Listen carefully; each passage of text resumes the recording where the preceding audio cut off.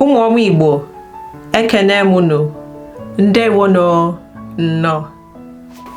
Today I'll be reading a book titled The Chicken in the Kitchen.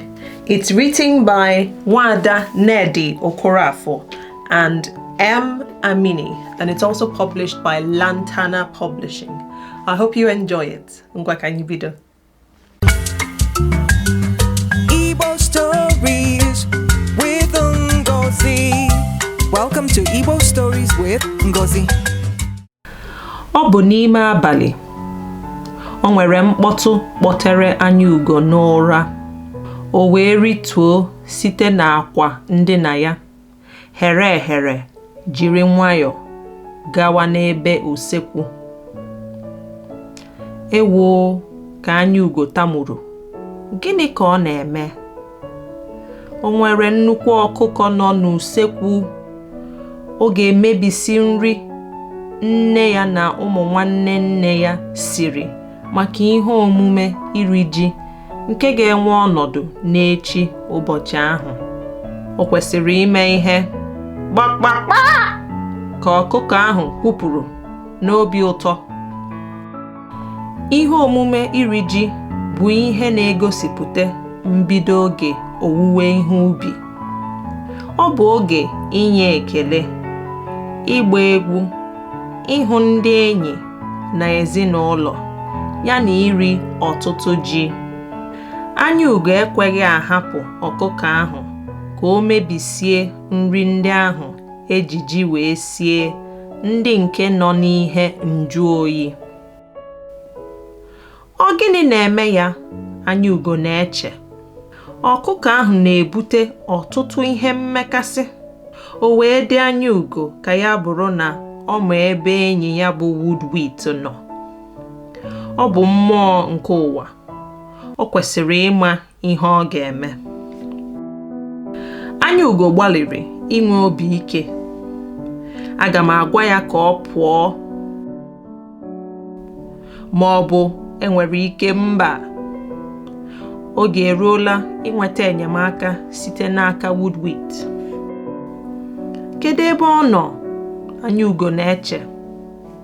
Woodwheat nwere ike isite n'etiti ihe ọbụla eji osisi mee wee gafee. O nwere ike ịbụ na ọ na-egwu egwuregwu n'ezi n'osisi akị bekee. Ọ bụrụ otu ahụ, ọ gaghị enwe ike ịchọta ya ọzọ. Ị nọ n'ime ebe ahụ? Anya ugo kpọpụrụ. Lekwa gị, anya ugo kwuru. Lekwa gị, ka woodwork kwuru. Ọ chịrị ọchị. O nwere ọkụkọ nọ n'usekwu gị, ma ị chọkwara ịchụpụ ya. Kedu otu i si mata? Ama m ihe niile osisi ma, ka woodwheat kwuru. Anya ugo aghọtaghị ihe okwu woodwheat ahụ pụtara, mana nke ahụ abụghị nsogbu. Woodwheat na-ekwukarị ihe gbara iche mgbe ọbụla. Ị ga-enyere m aka? Ee, ọ na-amasị m inyere aka. Ọ dị ka ezigbo iwe ji ya aka, ka woodwheat kwuru.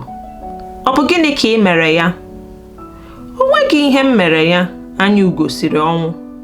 Kedu otu m ga-esi mee ka ọ pụọ? Jụọ ya, ka woodwheat kwuru. Mana jụọ ya n'asụsụ ọkụkọ. Mana amaghị m asụ asụsụ ọkụkọ, ka anya ugo tipụrụ n'akwa. Kwuo gbakpakpa, ka woodwheat tinyere. Mana ị kwesịrị ikwute ya nke ọma. O wee tipụ n'olu ọchị.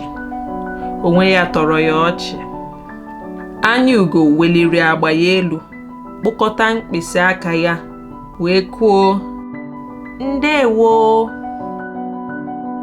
Ọkụkọ ahụ wee gosi ọnụ ọchị na-enwu ka anwụ, na-amụke amụke, dịkwa ụtọ, nke anya ugo na-ahụtụbeghị na mbụ.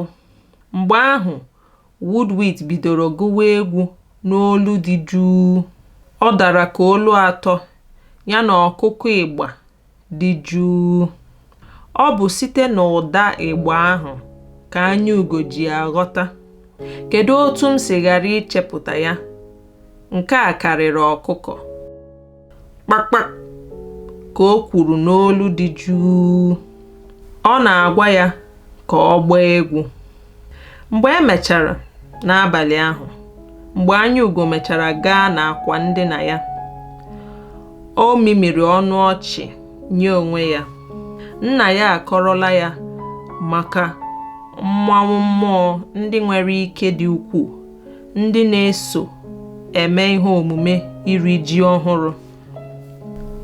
Mmanwụ dị iche iche na-abịa n'obodo mgbe ndị a na-eme ihe omume, mmemme na ihe ndị ọzọ. Ụfọdụ n'ime ha bụ mmụọ ihe ndị nọ n'ụwa dịka ala na mmiri. Ndị ọzọ bụ ndị nna nna ha nwụrụ anwụ na-alaghachita ịgba egwu, igosi na ọnwụ bụ otu akụkụ ndụ n'elu ụwa. Nke a dị ka ọ bịara ịta achịcha ntagharị ọnụ ime abalị. Na mmemme iri ji ọhụrụ ahụ n'echi ya, anya ugo riri ọtụtụ nri ejiji wee sie, ma hụkwa ụfọdụ ji dị ukwuu karịchasịa ndị nke ọ hụrụ na mbụ.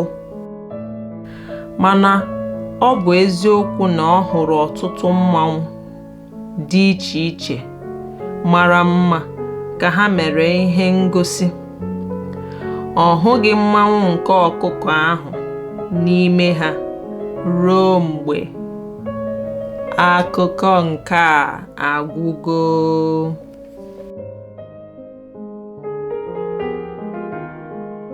Ọkụkọ, chicken. Ọkụkọ, chicken. Usekwu, kitchen. Usekwu, kitchen, where you cook.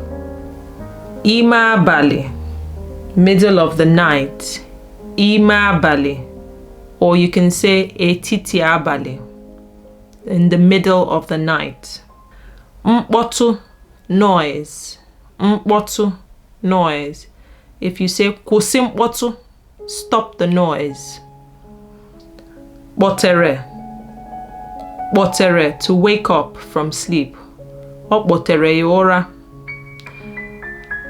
He was woken or she was woken from sleep. Ịkpọte n'ụra, to wake up from sleep. Omume iri ji, New Yam Festival. Omume iri ji, New Yam Festival. Ji is yam. Ji, yam. Obi ụtọ, happy. Obi ụtọ, or you could say obi aṅụrị, happy. Obi ụtọ dị m, I am happy. Or obi aṅụrị dị m, I am happy. Nnukwu, big. Nnukwu, big. Ịgba egwu, to dance. Ịgba egwu, to dance.